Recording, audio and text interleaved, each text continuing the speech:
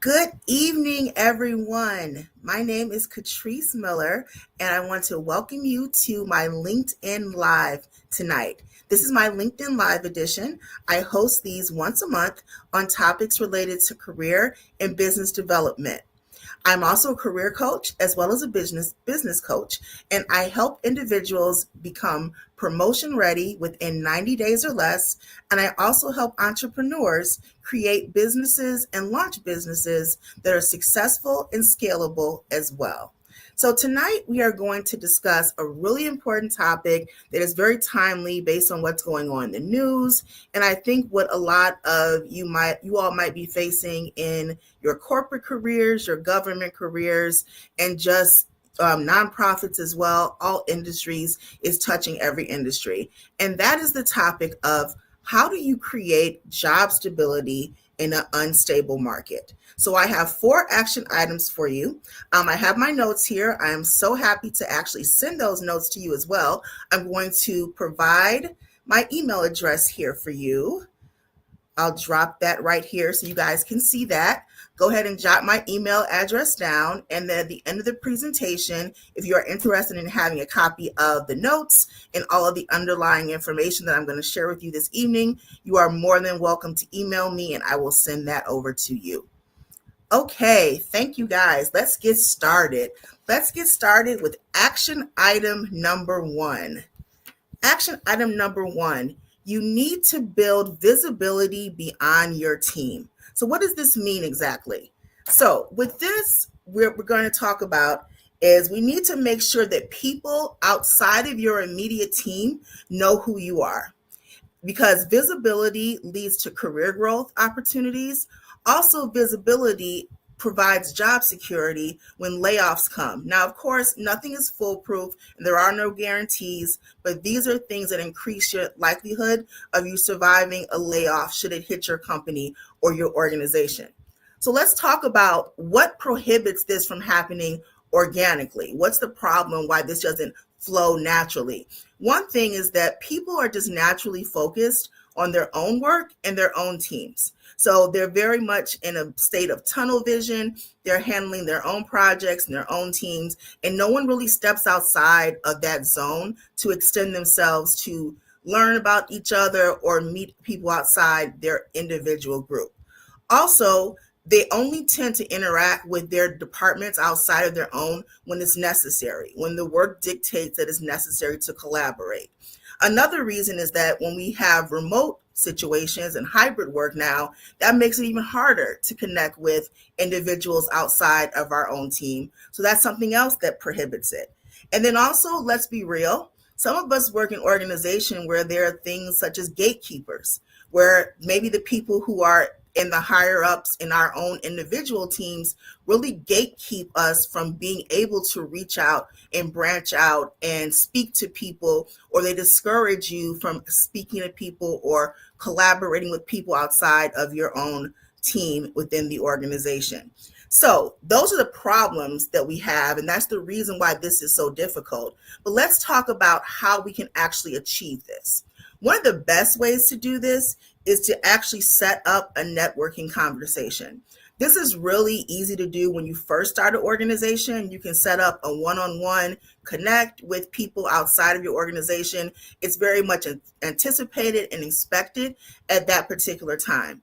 But what if you're outside of that window? Let's say you have been with the company for a while, maybe even years. So how do you just do that one-on-one connect? Well, you center it around whatever is going on at the particular time as far as timing within the calendar. So, for example, this is January. So we could reach out to someone in another department and say, hey, it's the start of the new year. Would love to connect with you just to touch base, see how things are going with you and your group, and just to share what's going on in my division as well.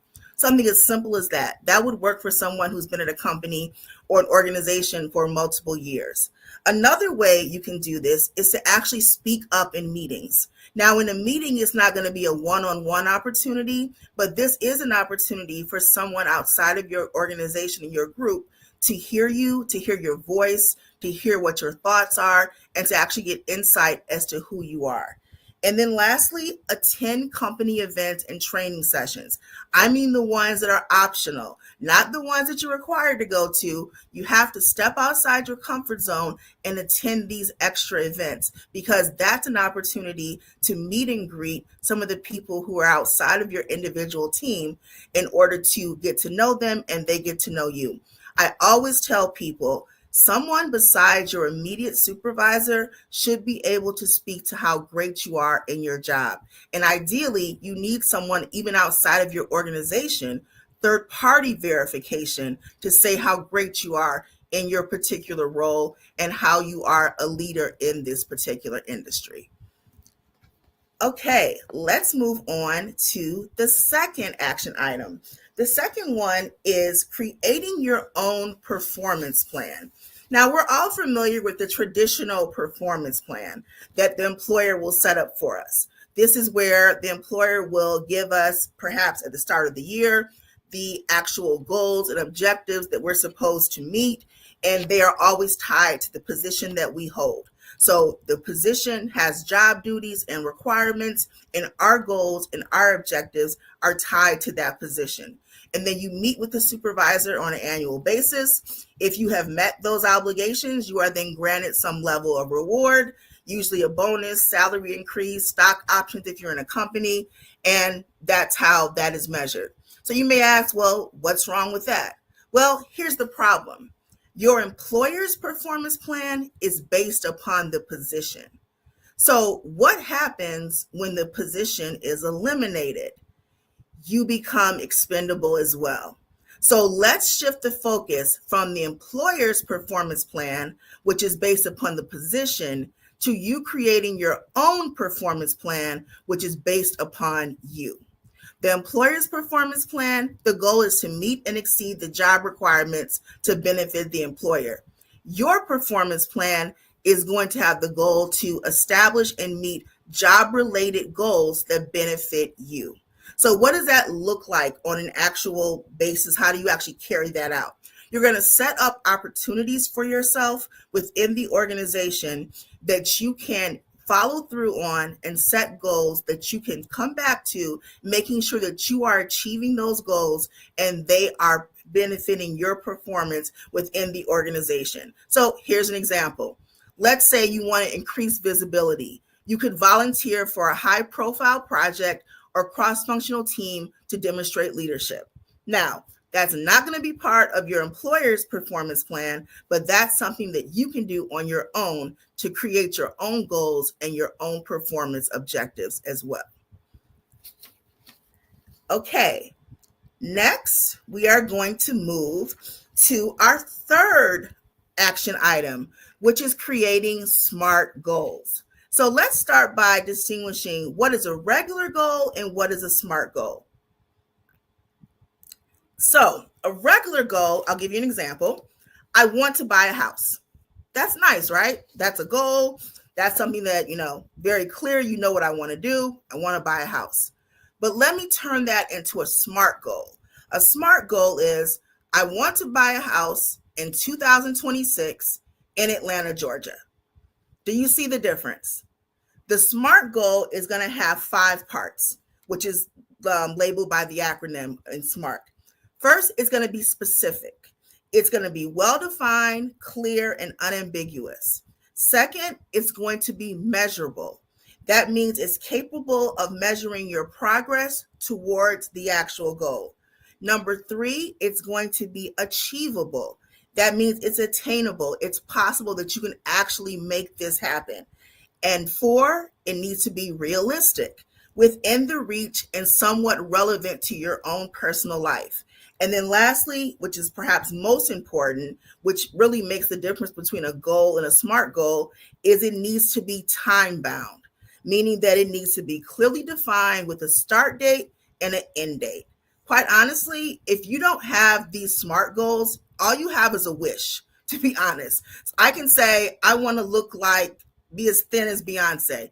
Okay, if I don't have a plan for that and a SMART goal to get me to those results, how are we going to actually achieve them? Now, honestly, I may not make it there even with the SMART goal, but you know what I'm trying to say. SMART goals are super important. So how do we apply this to your career? Let's do an example that relates to a career. Let's say our regular goal would be, I want to advance my career. A SMART goal would be, I'm currently labor relations specialist and I want to be promoted to labor relations manager by the end of 2026. Now, that's going to be a lot different than just the person who just makes this general wish that they want to advance their career. So, what would that person need to do using their SMART goals to actually propel themselves and to achieve that opportunity? They would need to make sure their resume is updated. They need to make sure that they're having conversations and that they're being visible. They need to make sure they're looking at the job posting for that job that they want to be promoted into ahead of time, just to determine if there are any additional requirements and training that's necessary for them to achieve before they actually apply for the job.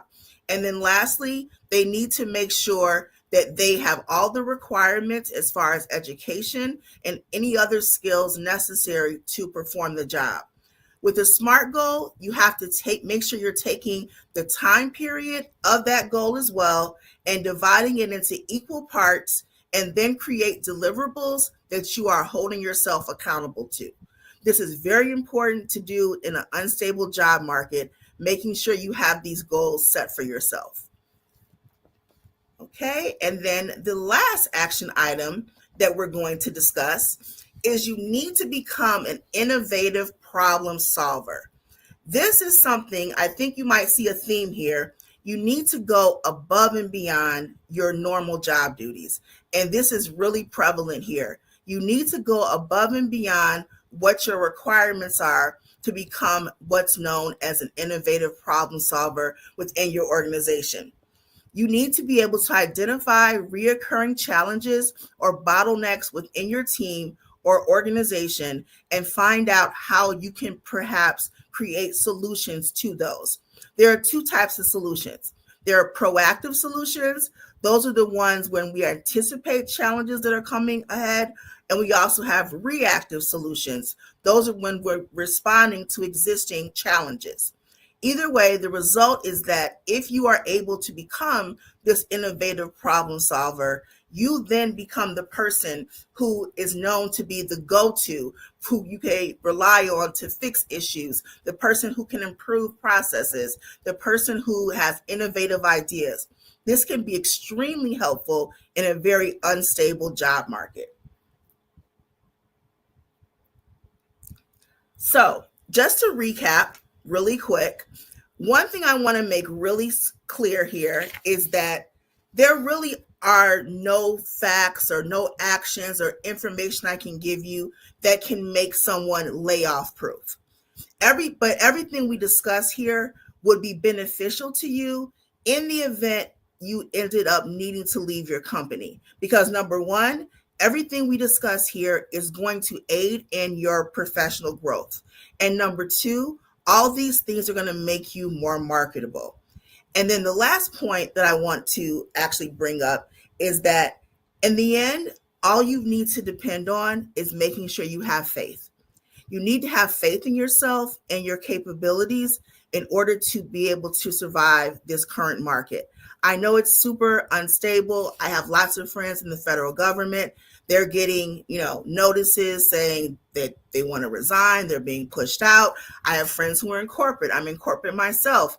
And we have potential layoffs coming up. We have threats of layoffs, people who actually have been laid off. So it's a very, very unstable time here. But one thing I want to point out to you, I want you to look at what two words have in common: the word fear and the word faith.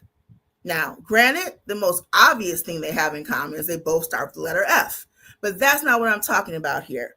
Both of these things require you to believe in something that is unseen. So I would encourage you to lean into your faith that you have for yourself, the faith that you have in your capability. You need to have faith in your skills and your talents, your faith in your likability, your personality, and your outstanding character. And lastly, you should have faith in your marketability. your academic achievements, and your professional experience and successes as well. Sorry, keep trying to keep my throat clear here. So, in conclusion, I just want to point out that I really appreciate everyone joining me today. And I want to make sure I put the email address here again so you can have this in the event that you want to reach out to me. I will send you the notes as well as provide you with any sample documents that you might need relevant to these 4 action items. I also want to provide here on the screen my website where you can check out some of the services that I have available. As I mentioned before, I am a career coach as well as a business coach, and I'm happy to assist you in any way that you need. You can set up a free consultation with me. I'm happy to go over your resume, review your LinkedIn profile, and give you my feedback there as well. So, in conclusion, I just want to tell you guys, be resilient, push forward, and keep your faith in yourself. We have survived as a country and individually very volatile markets, and we will survive this too. So just stay positive and keep being optimistic, and I wish you guys all the best. Thanks so much. Have a wonderful night. Bye-bye.